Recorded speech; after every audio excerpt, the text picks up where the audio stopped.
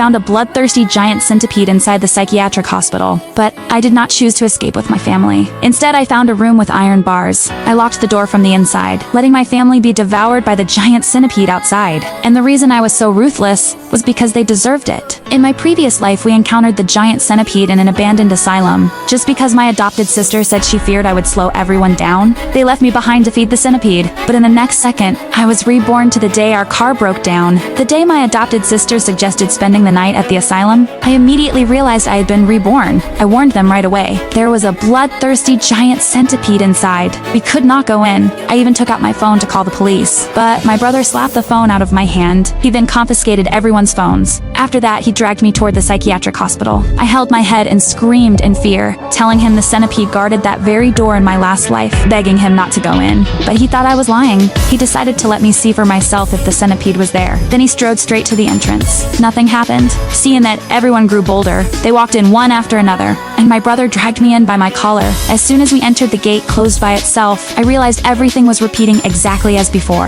I had to find the key as soon as possible, out of everyone's sight. My adopted sister showed a strange smile. She picked up a rope and a green stone, thinking they were tools left by previous explorers, but I instantly knew. The stone contained a centipede about to hatch. I shouted for her not to touch it. The venom inside would corrode her skin, but she refused to listen. She wanted to see if the centipede would crawl out, and right after she spoke, a centipede drilled out from the stone. The next second, the stone exploded. I warned them immediately. The giant centipede would arrive in 1 hour, but my brother did not believe me. He even accused me of burning our mother with acid on purpose. He threatened to kill me if I mentioned the centipede again. Then my adopted sister suggested going to the infirmary to bandage our mother. I tried to stop them in fear, but they ignored me and dragged me along to the infirmary. Inside, they did not see a centipede. They only saw a costume that looked like a centipede. My brother mocked me, saying I could not find a giant centipede, so I used a rag to scare everyone, but I smelled the blood on the costume. It was the centipede's freshly shed skin. Hearing that, my brother grew even angrier. He grabbed my throat, blamed me for hurting our mother,